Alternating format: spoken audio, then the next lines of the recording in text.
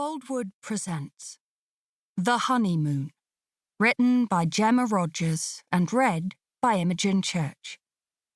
The moral right of the author has been asserted. This performance is owned by Boldwood.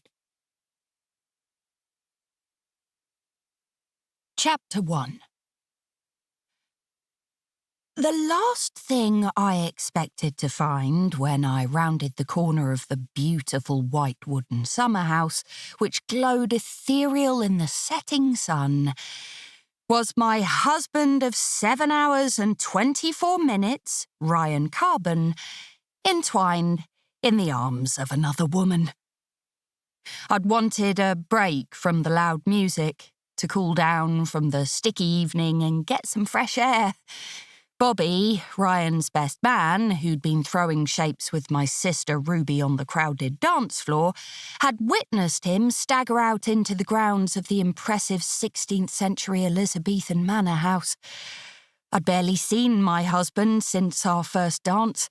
There'd been too many people queuing up to offer their congratulations, telling me how stunning I looked in my bridal gown and how happy they were for us both.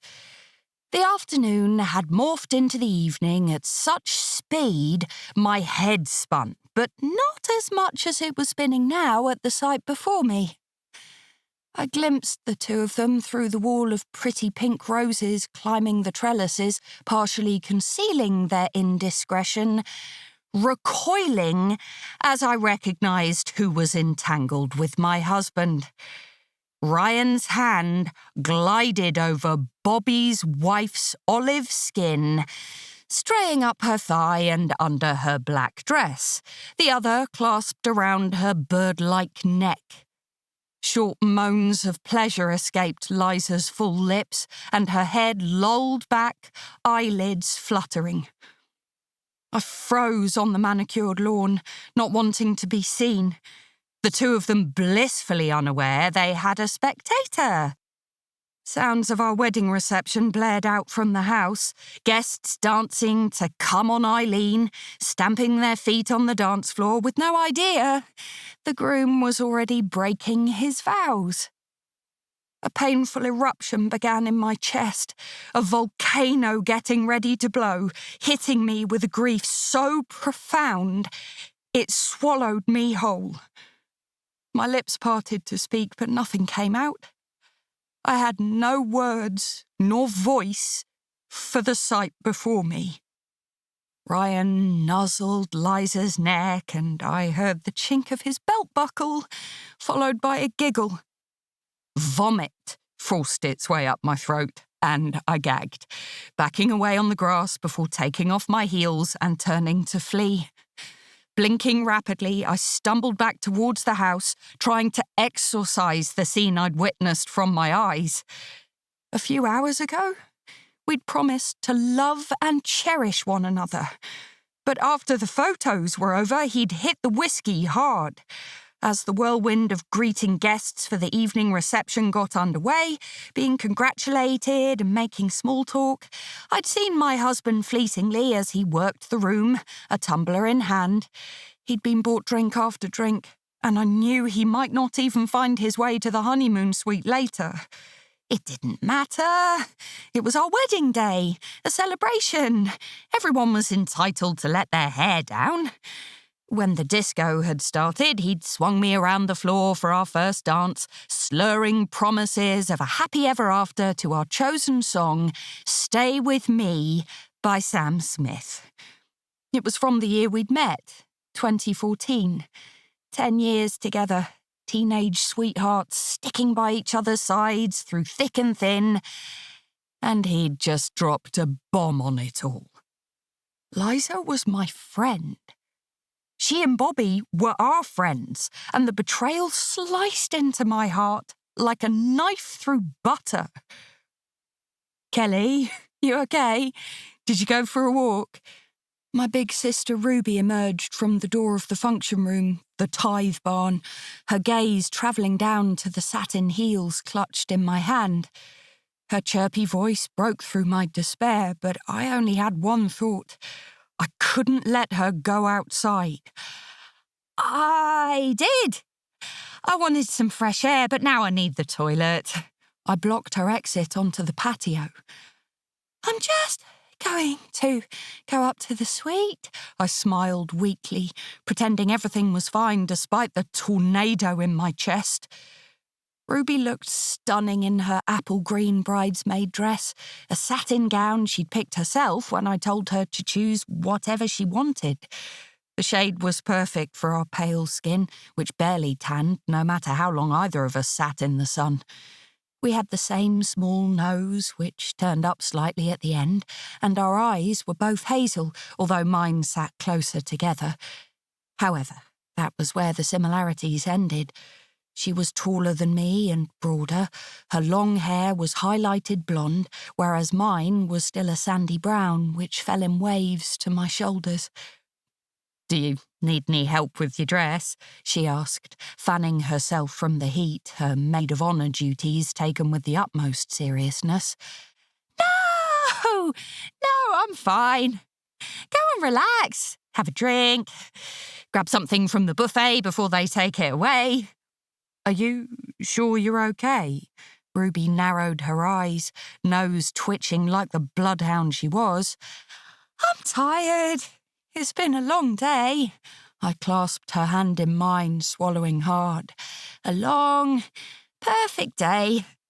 I'm just aware we have a flight to catch at 6 tomorrow morning, and Ryan is going to be green around the gills for sure. His name stuck in my throat like a bitter pill.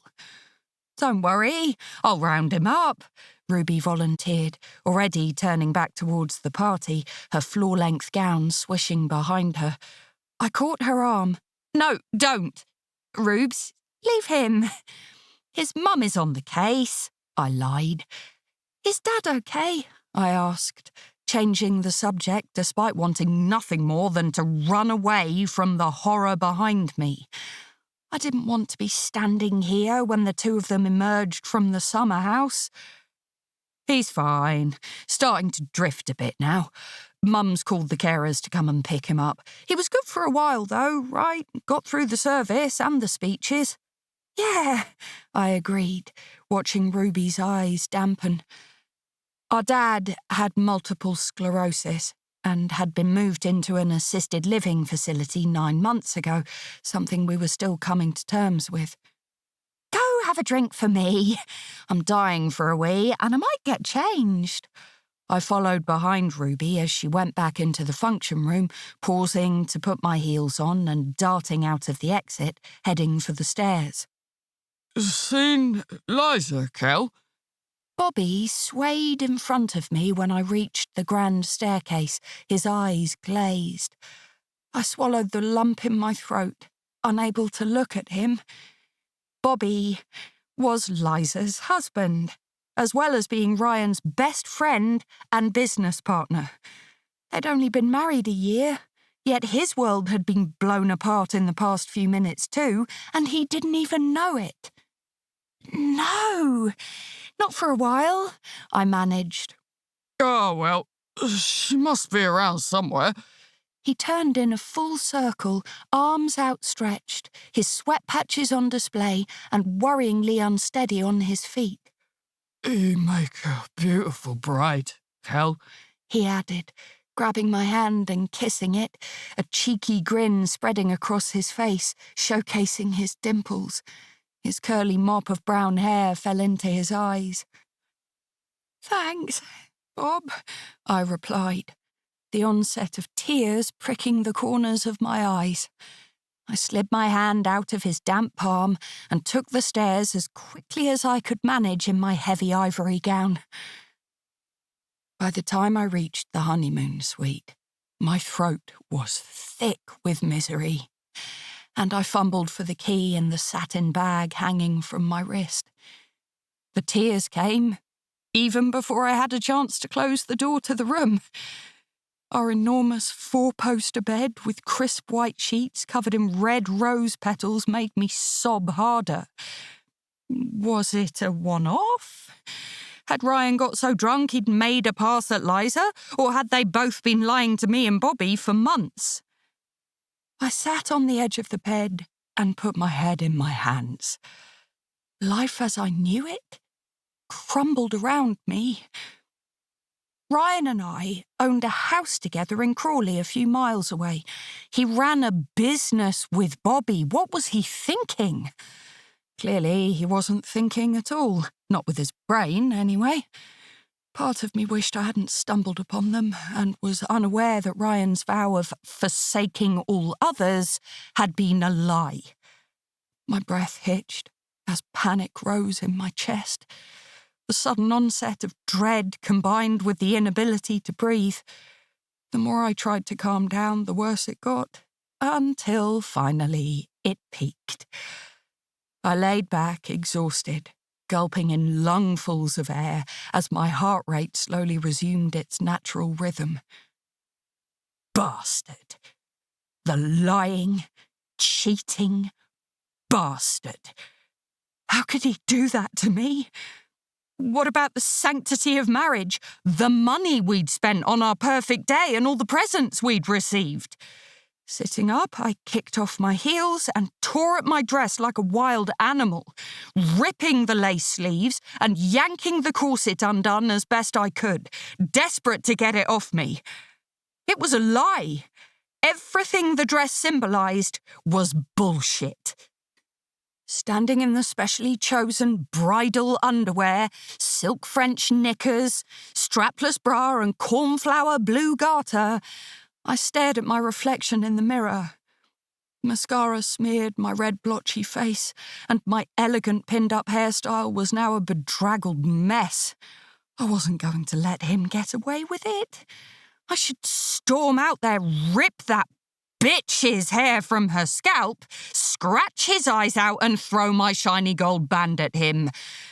But it wasn't me. I hated confrontation. I needed to think and space to do so, but how was I going to escape my own wedding reception? It wasn't as if I wouldn't be missed. I looked around the grand bedroom for inspiration, glancing over at my pink suitcase, packed and ready for our flight to Crete, the honeymoon I'd been dreaming of. But now Ryan had ruined everything. Although it didn't have to be. It was already 10 to 10, just 2 hours of the reception left, and we were due to check in at Gatwick Airport at 4 tomorrow morning. A taxi was coming to pick us up at 3:45 from Gravetime Manor, the place we'd chosen for our combined wedding and reception, only 5 miles from the airport. The bridal suite had been thrown in as part of the package, although at the time we joked about how little sleep we were likely to get. I'd looked forward to the honeymoon even more than the wedding. We hadn't had a holiday in years, and Ryan had booked a luxury beachfront hotel for 10 days. Perhaps Crete was far enough away from Ryan for me to get my head straight and figure out what I was going to do. I wiped away the smeared mascara and forced a brush through my hair before putting on the comfy outfit I'd chosen to fly in, already laid out over the chair for the morning. Everything else I'd packed away already, oblivious to what lay ahead. Ryan's backpack had been left beside his suitcase, and I riffled through it, digging out our passports, printed tickets, and euros. In a moment of inspiration, I shoved Ryan's passport beneath the mattress of the bed, as close to the middle as I could reach, and put the rest of the items in my bag. Finally, I rolled up the layers of white satin, torn lace and netting, and hid my wedding dress in the empty wardrobe. Checking I had everything I needed, I dialed the taxi company. "Hi, I already have a pickup booked for 3:45 tomorrow morning for Kelly Carbon, but my plans are changing.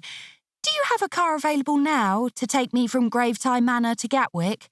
North Terminal, please."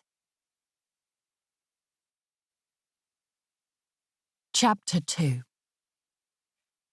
Metro cars told me they would be outside in 15 minutes, and I was pleasantly surprised they had availability on a busy Saturday night. I bit my lip, trying to figure out how I was going to get out of the hotel unseen. The bride walking through the grand reception with a suitcase was hardly inconspicuous, and there was bound to be guests outside the front of the manor house, hidden away in an attempt to find somewhere discreet to smoke. Leafing through Ryan's backpack again, I pulled out his favourite England baseball cap and put it on, although it made my scalp sweat in the mid-July heat. Tucking my wayward hair into the cap, it wasn't much of a disguise, but at least it was something. Smoothing out the bed cover from where I'd laid and checking our room looked untouched, I threw my bag over my shoulder and dragged my suitcase into the hallway. Hopefully Ryan would be so drunk when he came back to the room, he wouldn't notice it was missing, or even that I was missing. Knowing him, he'd likely fall into bed and be unconscious in seconds whether I was there or not, unless he was spending the night with Liza. I gritted my teeth at the thought. He'd likely done some consummating this evening, but not with his wife. The stairs I climbed before were to my right, but those ended on the ground floor right outside the tithe barn where the reception was taking place. It was bound to be a hive of people in the hallways, either using the bathroom or collecting their coats and getting ready to leave. I wheeled the suitcase along the carpeted hallway in the opposite direction, pleased to find another set of stairs at the end. The suitcase was hard to lug down the steps. Ryan had carried them both up, but I took it slowly. When I finally reached the bottom, someone had to be smiling down on me because there was a fire exit door. I couldn't hear anyone over the sounds of the disco, but the corridor was empty. I just hoped the door wasn't alarmed. "Screw it," I muttered to myself, pushing the lever. The door sprang open with no siren wailing to alert my presence, and I stepped out in the humid night air at the rear of the manor house into a small car park. Staying away from the lights, I wheeled my case alongside the bushes at the edge of the car park towards the entrance from the road, flagging down the taxi as it arrived. Kelly Carbon going to Gatwick Airport? "Yes, I'm Kelly." My married name stuck in my throat. I couldn't bring myself to say it again. It had been hard enough to say it to the call handler when booking the taxi. To think I'd been so looking forward to using my new name, my new signature. Tears blurred my vision, and I stood there while my taxi driver jumped out of the Skoda estate, leaving it running, and lifted my case into the boot. I scanned the car park for any wayward guests, but there was still a couple of hours of the reception left, and thankfully everyone was in full party mode inside. The driver opened my door, and I ducked inside. He climbed back in and did a U-turn, but I didn't exhale until we were on the dual carriageway heading for the airport. Business or pleasure? He asked, one hand on the wheel, the other rubbing his salt and pepper beard. I leaned back into the leather seats, my head whirring and in no mood for small talk. "Pleasure," I replied, staring out of the window at the lights whizzing past, blurring into fine lines in the darkness. I twisted the wedding ring, which burned on my finger, remembering the shots the photographer had taken of our entwined hands after the service, rings on display. Glad at the time I'd had the French manicure. I considered taking it off, but I was flying out for my honeymoon. It would be good to keep up appearances as much as I wanted to throw the ring out of the moving car. Although the fact my groom wasn't with me was a massive giveaway that something was wrong. I'd sobered up quickly from the champagne I'd drank, yet a headache threatened at my temples. I checked my phone as though I was holding a stick of dynamite, waiting for it to go off any second. As soon as Ruby hadn't seen me for a while, she'd come looking, and when she couldn't find me, she'd call. I dropped her a quick text. "Still in the room. Have a banging headache, so just going to take a quick nap. If I don't see you, thank you for everything today, big sis. Love you. Kiss. My throat was choked with emotion. I was sure she'd think it was weird I hadn't said goodbye to Mum and Dad, so I sent them a similar text. Despite it looking odd not seeing my parents off in person, how could I face my family and friends after what Ryan had done? He'd humiliated me on my wedding day. The shame of it clung to my skin like grease, despite it not being my fault. It took 1 second for him to ruin everything, and I had no idea why. Had Ryan fallen out of love with me? We'd been together a long time, but surely he would have said something before we shelled out 10 grand on a wedding, and that was doing it on a shoestring. Wasn't I enough? I swiped my tears and pulled Ryan's cap low as the driver hummed along to Magic FM. My phone pinged a message from Ruby. Okay, get a couple of hours in. Ryan is still dancing. I'll send him up later. Text if you need anything. Love you. Kiss. Of course Ryan was dancing. He was having the best day ever, unaware I'd caught him cheating. I shifted in my seat, anger surging through me. What was I going to do once I got to the airport a ridiculous 8 hours before my flight departed? Hopefully there would be a bed available at one of the hotels in the terminal, although I was too wired to sleep.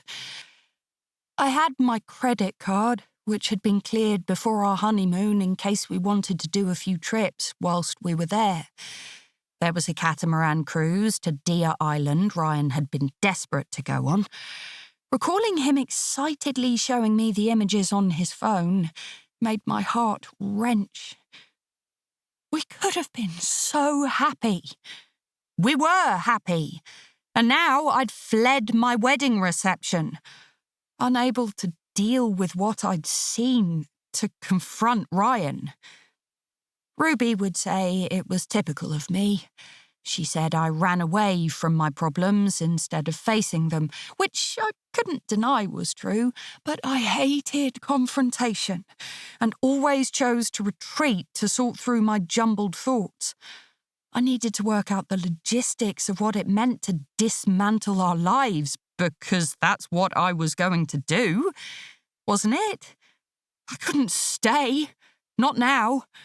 Ryan didn't randomly cheat on me with a stranger.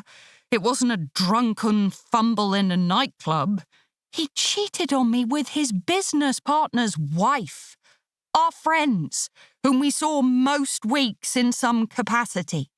Takeaways at ours, game nights at theirs, Friday drinks in the pub after a hard week at work.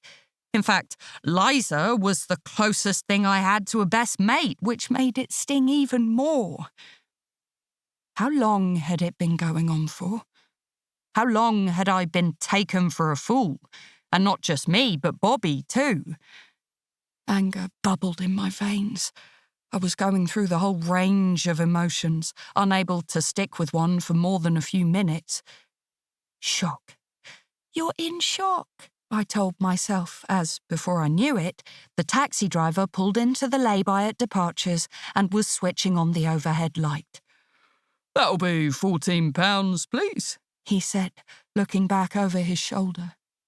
I tapped my phone on his card reader and fumbled in my purse for some change, handing over a £5 note, worth the tip for the silent car ride. He hopped out of the taxi and retrieved my suitcase, wishing me a good flight, and I blindly followed the stream of excited holidaymakers up the travelator towards check-in. Obviously, the travel agent desk wasn't yet open for my flight, so I followed signs for the Hilton Hotel to see if I could get a room.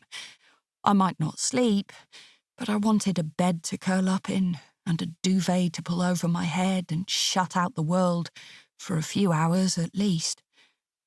It cost £160 for a standard double room with no breakfast. And I handed over my card willingly, accepting the room key and directions to number 93 with a nod. I requested a wake-up call at 3:30. When I reached my room, I hung the Do Not Disturb card on the door and retreated inside. The room was small but clean, and I was pleased to find it had a bath. Turning the taps on full blast, I undressed and got in as soon as it was ready, pulling my knees to my chest, hoping the heat of the water would soothe my shattered heart. My phone pinged again, another message from Ruby. Still nothing from my husband. "Ryan is looking for you. I told him you're sleeping. He's having one more drink, then coming to bed. Kiss." I laughed. One more drink? He always said he was going to have one more drink, but once he got started, he didn't know when to stop. At least he didn't know I'd gone yet, that I was 5 miles away at an airport hotel. What would Ryan do when he realised I'd left the manor, and how long would it take him to work out why? I closed my eyes and laid back in the steaming hot water, a chill from the air conditioning making me sink lower into the heat. He was going to be so mad. When would he come looking? Chapter 3. With the adrenaline leaving my system, I got out of the bath, my eyes red and swollen. Barely a stitch of bridal makeup remained. A wave of tiredness washed over me. I had to get a couple of hours' sleep before check-in opened, but the compulsion to check my phone meant I couldn't relax. It was like waiting for a bomb to go off, for Ryan or Ruby to realise I wasn't in my room at all and had disappeared. Finally, I gave in and switched it off, promising myself I wouldn't turn it back on again until I was on the plane and no one could talk me out of going on my honeymoon alone. With the phone face down on the bedside table, I climbed beneath the soft white sheets, pulling the plush duvet to my ears, and closed my eyes, trying to block out the image of Ryan and Liza nestled inside the summer house, his hand up her dress. It was like a horror movie which kept replaying on loop, one I couldn't look away from. All the questions I had about their affair pulsated in my head until I wanted to scream. Sure, sleep would never come, and denying me respite from my nightmare. The shrill tone of the wake-up call jolted me upright, my eyes so puffy I struggled to peel them open while listening to the automated message coming through the receiver I'd manhandled off the bedside table. Dragging myself out of bed, I got dressed in the same clothes I'd worn last night, not bothering with any makeup. I felt dreadful and looked as bad. My hair was just long enough to tie in a short ponytail, and I stuck the cap back on, which made me feel anonymous, if nothing else. Check-out at reception was swift, and a few minutes later I was back in the grey terminal, queuing with other holidaymakers for the EasyJet desk. My eyes darted around at the blur of faces, those in the queue and milling around. There were people everywhere, and anxiety scaled my back like snaking vines. What if Ryan was here? What if he'd found his passport and made his way to the airport? I wanted to switch my phone on mind in overdrive, fretting at not knowing what was happening, but maybe it was better that way. I was now a lone traveller, heading out for a much-needed break to figure out how I was going to move forward after my life had imploded. It was a narrative I'd created for myself as I shuffled forward in the queue, a new persona, although I knew I wouldn't be able to relax until the wheels of the plane had left the tarmac. Not until I was sure Ryan had not made the flight. Half of me wanted him to show up, to beg my forgiveness, because what did it say about him otherwise? He'd committed the ultimate betrayal, and yet hadn't even realised his wife had gone AWOL on our wedding night. It just showed what I meant to him. Yet I prayed he wouldn't make it to the airport. I hated any kind of public scene, and there was no way I was going to Crete if Ryan was too. The thought of being trapped with him for 10 nights would be torture, despite the exotic location. Ryan would make it his mission to talk me round, promising it would never happen again, that we had too much of a good thing to throw it away, but I wasn't going to fall for his bullshit. He'd abused my trust, sleeping with Liza on our wedding day. What kind of man did that when hours before we'd pledged to love each other forever? One who only thought of himself. An egotistic narcissist who acted without fear of the consequences. Perhaps he was vain enough to think there wouldn't be any, that he'd get away with it. I never would have imagined he'd cheat on me. In all our years together, he'd never given me any reason to doubt him, which was why it was such a sucker punch. In fact, if I hadn't seen it with my own eyes, I wouldn't have believed it. Was it the drink? Ryan enjoyed a drink, perhaps a little too much. He had a work-hard, play-hard attitude and spent hours in the pub after his weekly five-a-side matches, or sometimes at the end of a hard day's graft. Alcohol made him argumentative at times, and although he wasn't physically imposing, I avoided upsetting him as I didn't want his nasty streak to come out. Sometimes he'd sulk, but other times, if he didn't get his way, especially if he'd had a drink, he got angry, and that's when he scared me. I was glad not to be around when he eventually woke up this morning and reality hit. I kicked myself for hiding his passport and not bringing it with me to toss into a bin. But I wasn't thinking clearly, too desperate to get away. With any luck, he was still sleeping off last night's binge, unaware his passport and wife were missing, having no clue he'd been caught out. It was a possibility. If he'd come back to the room and fallen asleep without bothering to try to find me, assuming I was still partying somewhere, it was likely he'd wake up hours later having missed our flight altogether. Would he, as drunk as he was, have remembered to set an alarm? I doubted anyone else would be up to check. Hardly any of our guests were staying at the hotel, as so many lived locally, and we hadn't thought to request a wake-up call. "Good morning!" The bright-eyed lady manning the EasyJet desk took my passport and ticket when I reached the front of the queue.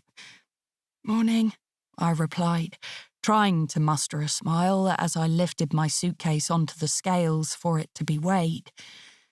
It occurred to me, as the destination label was printed and wrapped around the handle, that I'd never travelled alone before. Any previous holidays were with my family, and then Ryan once we got together. Thankfully, I was too exhausted and emotionally wrung out to be anxious. All I could focus on was getting through security and finding a shady corner and a large coffee to get me through the next few hours. "All done. Please make your way to security." I thanked the lady, watching my suitcase zoom away, and swiftly followed a family of 4 who had been at the next desk, trailing them up the escalator towards security. Before I got in the queue, I checked my bag at one of the tables to see if I had anything I needed to take out, but there was only my phone, AirPods, lip gloss, and Kindle. "Please remove your cap," one of the security guards instructed before I stepped towards the scanner. I mumbled an apology and put it in the plastic tray along with my bag and electronics before he waved me through. There was no beep as I passed through the metal arch, and I continued on to collect my things once they'd been x-rayed. I breathed a little sigh of relief at having got this far without Ryan catching up with me. There was an hour and a half before my flight, and they'd probably start boarding in an hour. Enough time to get a coffee and a pastry. My stomach growled as I yearned for food, having barely eaten at the reception, too busy socialising while Ryan had been busy elsewhere. The thought sat in my throat like an undigested morsel making me gag. I hurried through duty-free, somewhere I would have liked to have taken my time, smelling all the perfumes and buying top-brand cosmetics I could have got cheaper online, but not today. Right now, I just wanted to find somewhere to hide. It was the middle of July, and the airport was busy, parents having taken their kids out of school early to start their summer holidays. After queuing upstairs for a large Americano and a chocolate twist, I found a free seat in the corner of a row of 4 next to a mum and her 2 boys. A perfect spot where my back was against the wall and I could keep an eye on who was approaching, paying particular attention to tall, slender, dark-haired men with beards. The pastry was warm and delicious, every mouthful worth being covered in tiny flakes. My eyes stung from lack of sleep and were still puffy from crying, but I wasn't going to waste any more tears on my husband. Not today, anyway. It was kind of exciting to be running away, and my stomach fizzed with the anticipation of a solo all-inclusive trip. I knew I'd have to face everyone eventually, but 10 days laying by a pool would give me enough time to prepare myself for what I'd have to do. The conversations I'd need to have. I'd ring Ruby when I landed. She would be sleeping now, and she could pass on the news to Mum. Ryan would have to lay low, as Ruby would be on the warpath as soon as she heard what he'd done. The 2 of them hadn't always gotten along. At times, their personalities clashed, but they tolerated each other for my sake. I was 16 when I met Ryan, hanging out at the local snooker club in Crawley, which was the only place any of us could get served at the time. He was 2 years older, tall and athletic, with chestnut-coloured doe-like eyes. Back then, he had long, straight hair tied back in a ponytail, which I'd adored. I was captivated by the way he leaned his long body across the table, pocketing the balls expertly, a telltale sign of misspent youth. My group of friends were not nearly as good, but one night he'd challenged Alfie, one of our group, to a game. Ryan had thrashed him, of course, but it was all in good spirits. Afterwards, he bought me a Jack Daniels and Coke, and we got chatting at the bar.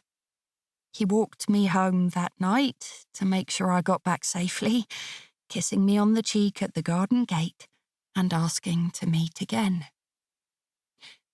It was like my life had finally started when I met Ryan, having been a shy teenager who'd never had a boyfriend, and we quickly became inseparable.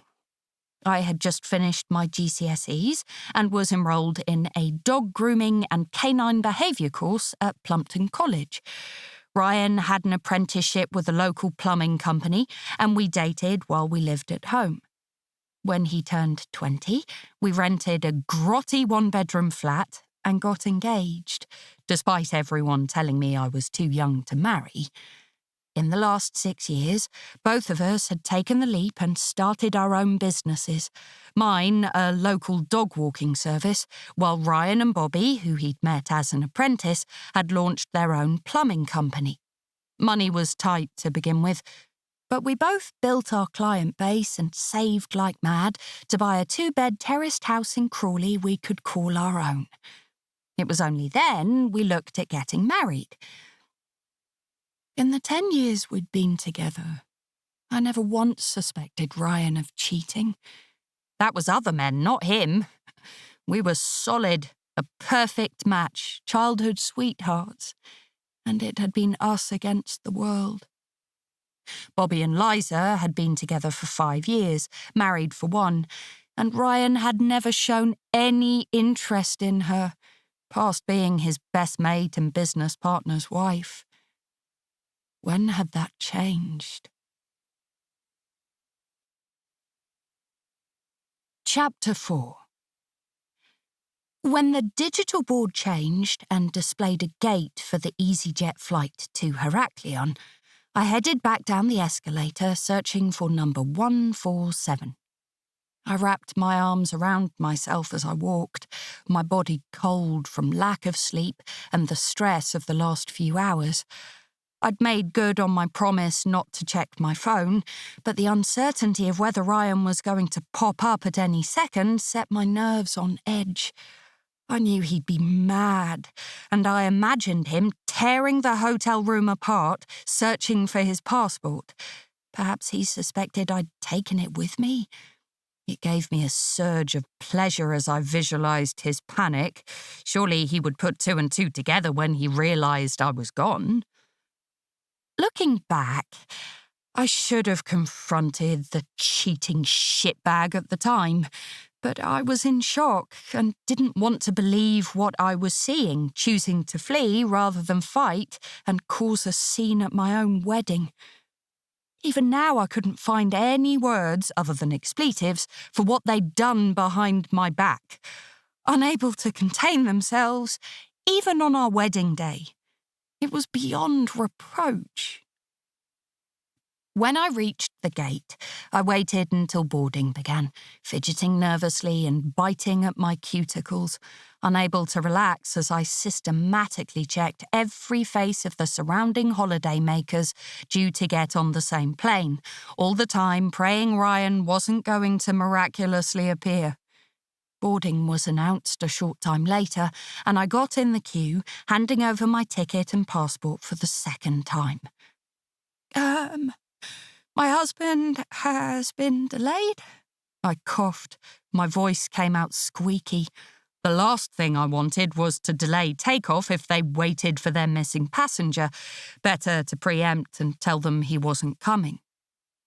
I'm afraid we're unable to hold the plane, Miss Quinn, the stewardess replied, glancing again at my passport.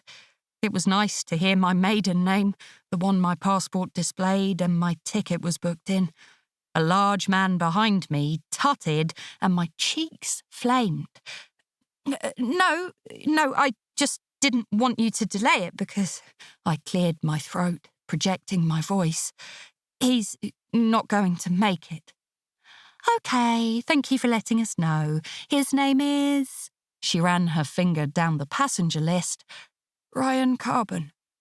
Thank you, she said, making a note on the list. Please make your way on board. I followed the other passengers, walking quickly to close the gap along the tunnel to the plane entrance. My heart pounded in my chest as I stepped on board. There was no going back now. Was I going to do this? Go on my honeymoon by myself? Good morning. A male steward welcomed me and I smiled, moving along the aircraft to find my seat, which I knew was towards the back. My ticket stated 29B. Ryan had begged for the window seat, sorely disappointed he hadn't been able to secure the seats with extra legroom, so he was 29A. Satisfaction hit as I slid into the seat that should have been his and looked out across the tarmac. The flight was only 4 hours, but I'd have plenty of room as the middle seat was going to be unoccupied unless they backfilled it. I hoped not. Passengers continued to board, putting their hand luggage in the overhead compartments and creating jams in the aisles. I steeled myself to switch my phone on. I only had a small window of opportunity while we were on the tarmac before I'd have to put it on airplane mode. As soon as it switched on and I typed in my PIN, it beeped so many times that the passenger who was in the aisle seat, a man in his 50s in a Hawaiian shirt, stared at me, a bemused grin on his face. Sorry, I mumbled, switching it to silent. I swallowed the lump in my throat as message alerts and voicemail notifications kept the phone vibrating. Ignoring the notifications, I tapped a quick message to Ruby to let her know I was fine and would be in touch in a few hours, saying as little as possible to not cause alarm.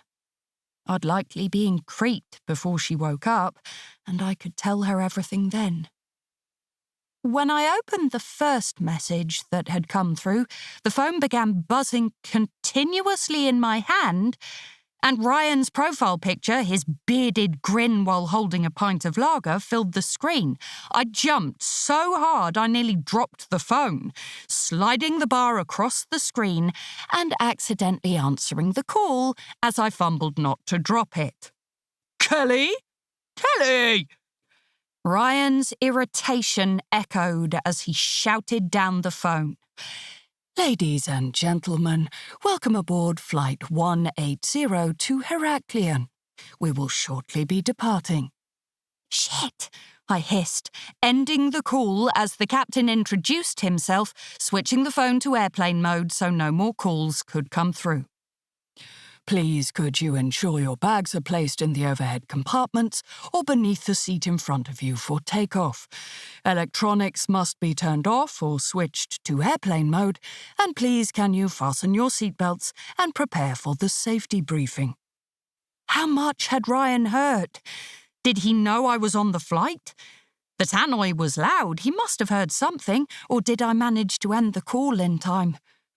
Sweat beaded beneath the peak of Ryan's cap, and I pulled it off my head, releasing my ponytail and trying to flatten my wayward hair. My hands shook and nausea swept over me. Afraid of flying? The man in the Hawaiian shirt watched as the blood drained from my face. Huh? I managed, because it was easier than having to explain that I was terrified of my husband discovering I was on my way to our honeymoon destination without him. He leaned across the empty seat as though he was about to disclose a secret. I promise you, it's the safest form of transport, he said softly. I took a deep breath and leaned back into the seat, closing my eyes and exhaling. I wasn't afraid of flying. In fact, I loved the buzz of takeoff and landing. Ryan thought I was weird, but it was a rush. No, the nerves now were nothing to do with the flight. My phone was slippery in my clammy palm, and I slotted it between my thighs, waiting for the panic attack to pass before I read the influx of messages. Outside, the engines fired up, and the plane jolted forwards.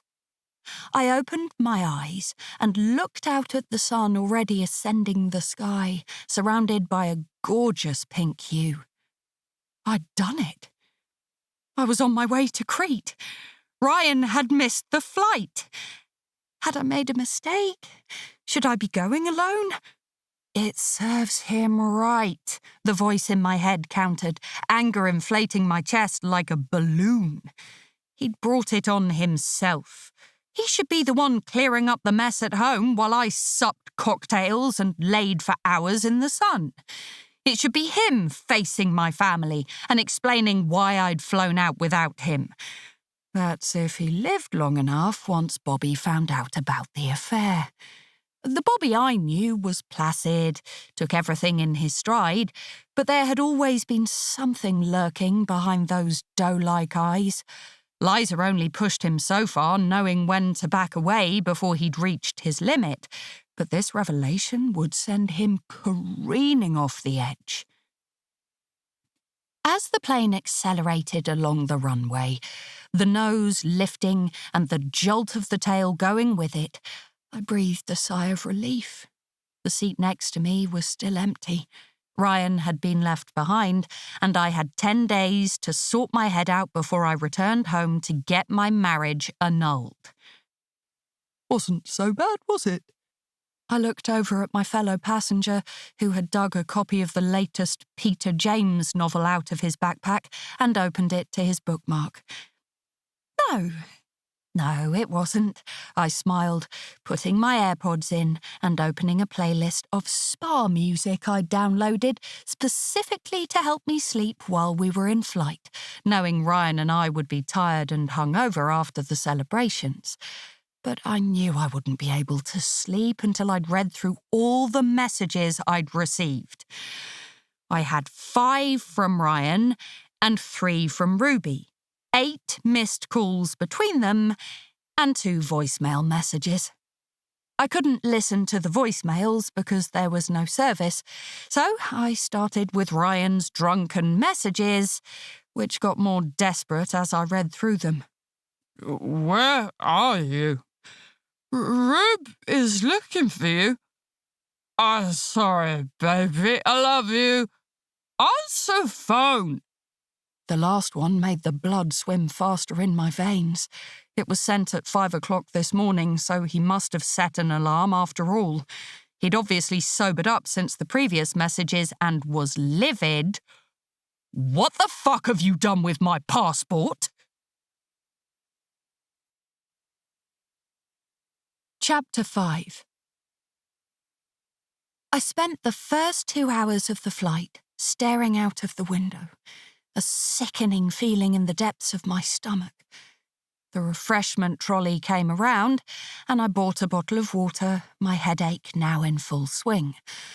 I needed to sleep, but the realisation of what I'd done and Ryan's reaction weighed heavy. Ruby's texts had both been a variation of asking where I was and requesting I call her. I hoped my response would make her stop worrying. I kept reminding myself I hadn't done anything wrong. Ryan had betrayed me on our wedding day. What would he do? Would he jump on the next plane when he found his passport? And if he did turn up, would he be infuriated at my desertion, or would he drop to his knees and beg my forgiveness? Eventually, my mind gave up with the questions, and I fell asleep until a flight attendant put her hand on my shoulder to gently rouse me. "We're starting our descent. Please can you put your seatbelt on?" she said with a grateful smile. I nodded, wiping the saliva from the corner of my mouth and looking out at the bright sunshine and blue ocean beneath us. Just the sight lifted my spirits, and I knew I'd made the right decision. I needed this holiday now more than ever. The next 10 days were going to be about me. Our landing was smooth, and as passengers descended the steps, the heat hit everyone smack in the face before we squeezed onto the bus to take us safely across the concourse to the terminal entrance. I queued with the crowd at passport control, waiting in line for our passports to be stamped and being waved through quickly. My shoulders loosening with every step towards baggage reclaim as I listened to the excited chatter of the surrounding holidaymakers.